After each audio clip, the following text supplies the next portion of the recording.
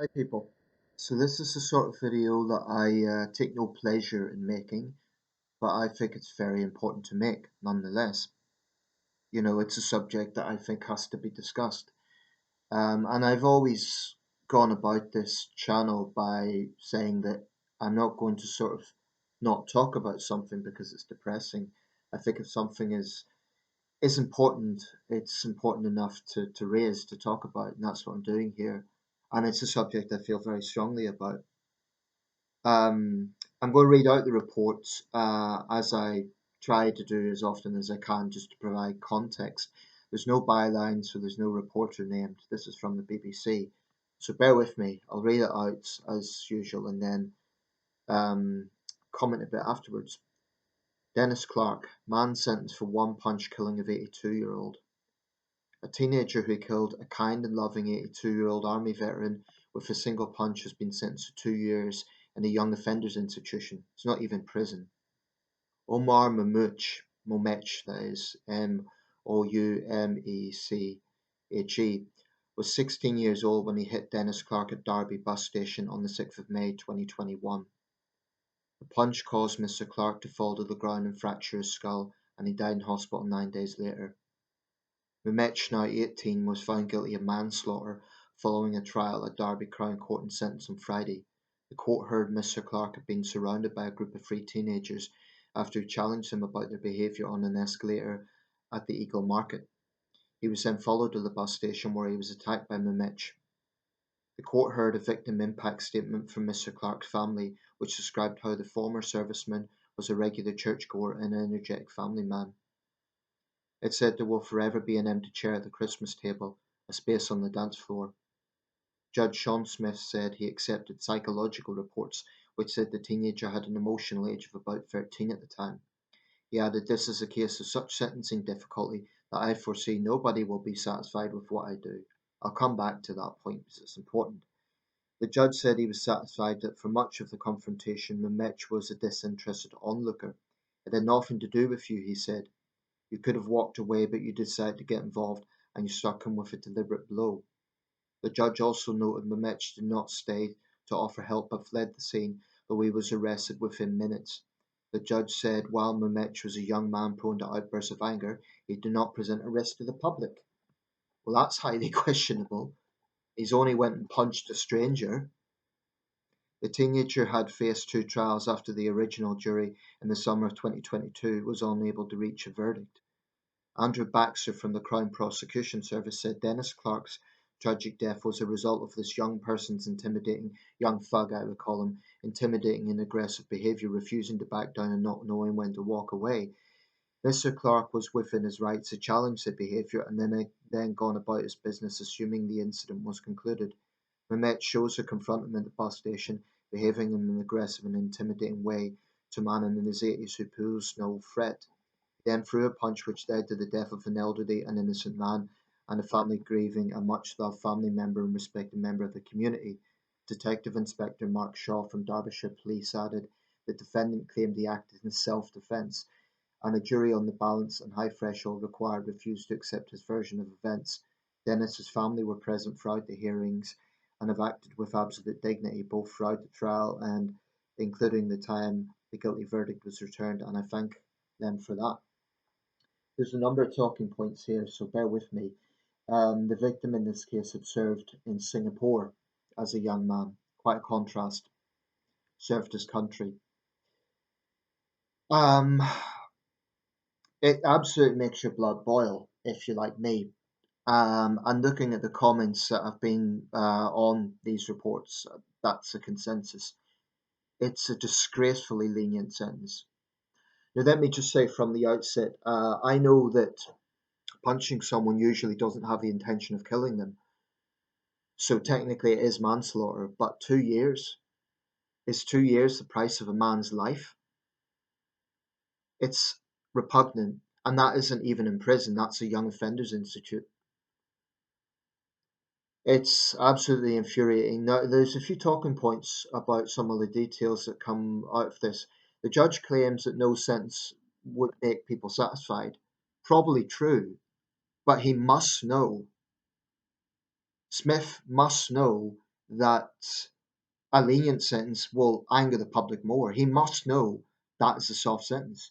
Now, I get a little bit tired of hearing this narrative that judges have their hands tied, because my response to that is, even if that is the case, even if they have a sentencing threshold that they have to stick within, and I do not believe this is the maximum sentence available, um, but even if that is the case, they could use their power. They could vocalize this. They could say that we don't like having to carry out these sentences which the public are not happy about.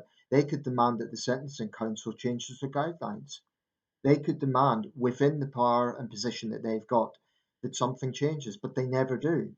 They just say that their hands are tied, and they say that no sentence will satisfy the public. But they must know that the public is infuriated by sentencing like this.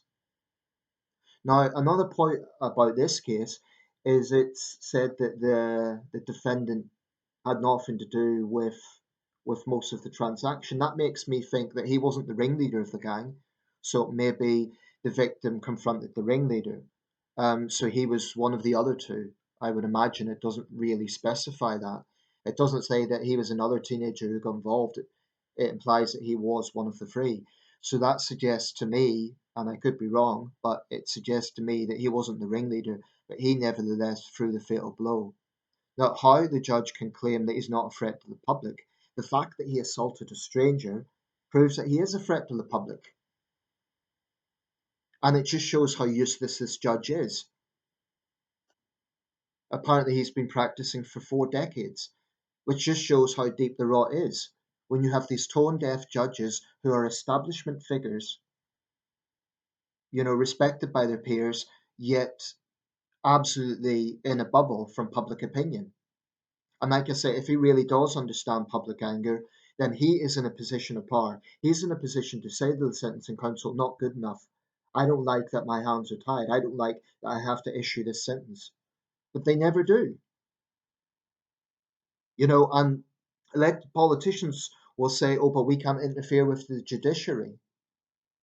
So we have this system, this situation where it's just everyone blames one another. There's no accountability for justice. Pose no threat. That's absurd because it contradicts what happened.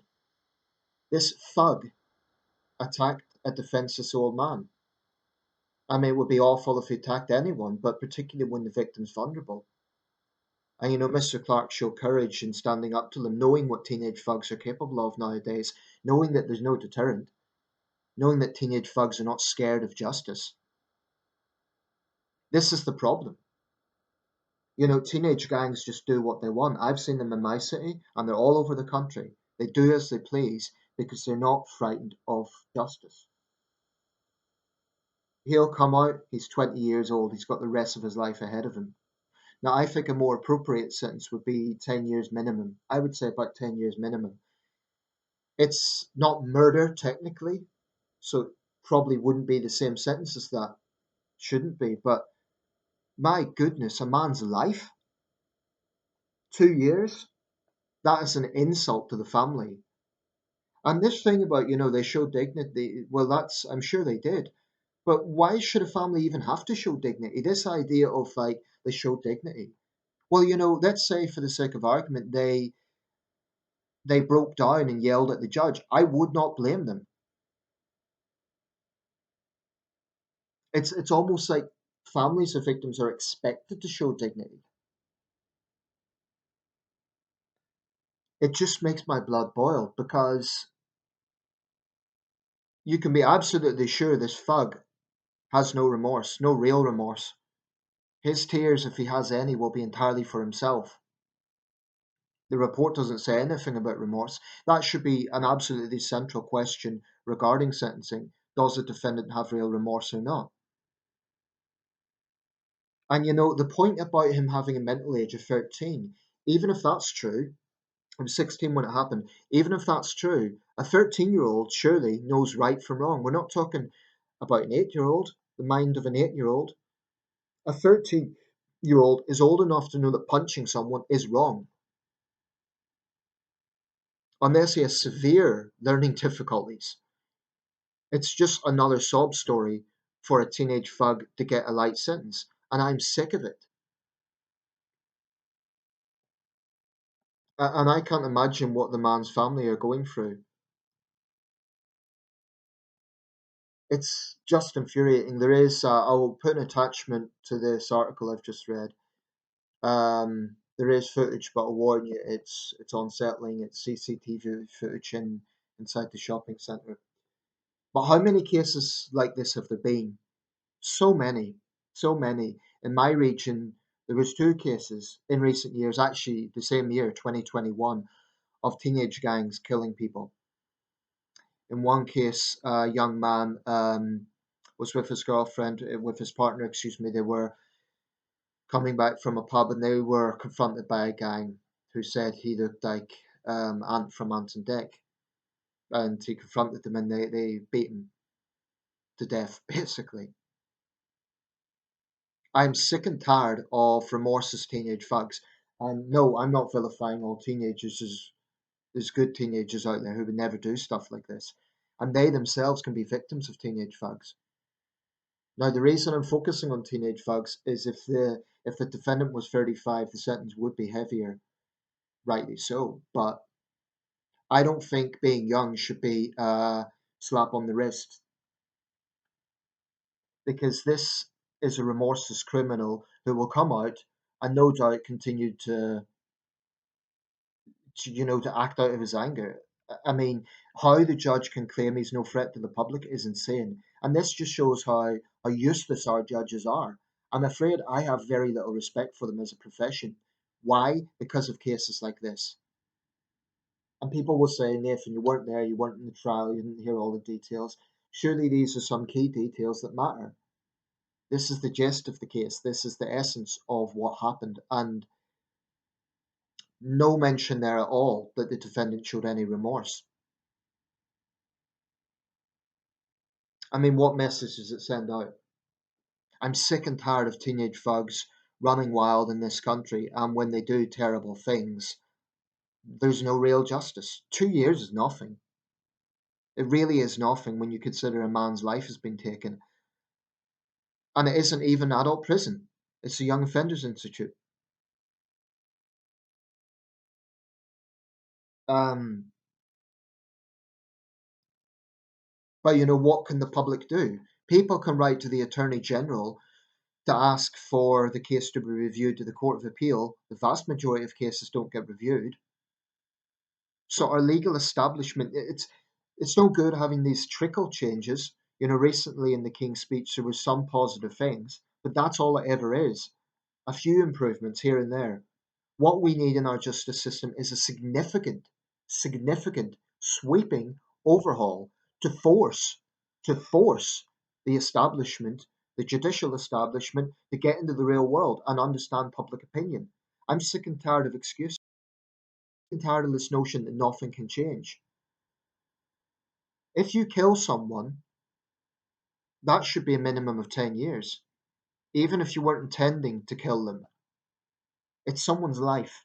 A man's life should not be worth 2 years.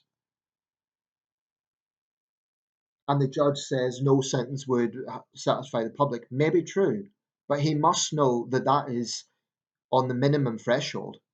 He must know that that is pathetically soft. He must know that that will infuriate the public. He just does not care. If he did care, he would be, doing something about it. I think judges live in a bubble.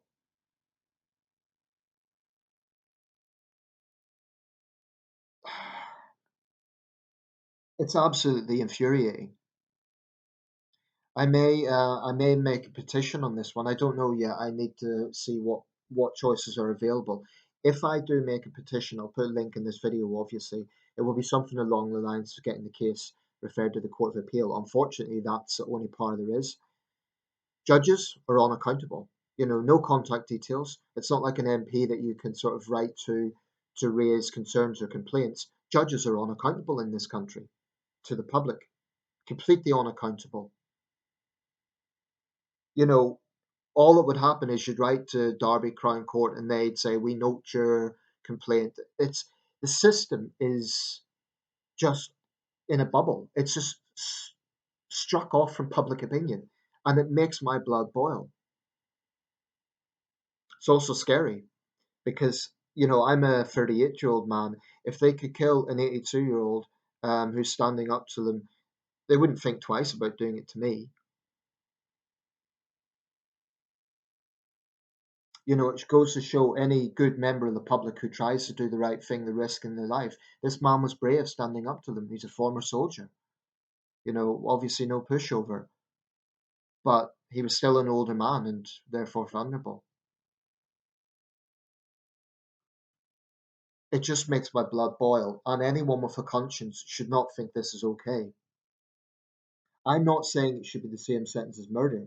I accept that it's not the same thing, but at the very least, it should be a lot harsher than 2 years. Bloody disgraceful. And I apologise for the language, but I am very angry about cases like this, and it's not unique.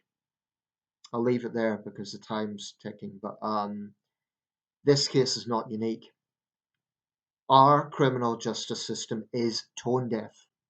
And until judges start dragging themselves into the real world, until the sentencing council gets into the real world, until the Court of Appeal gets into the real world, nothing will change. Please subscribe and feel free to share the video.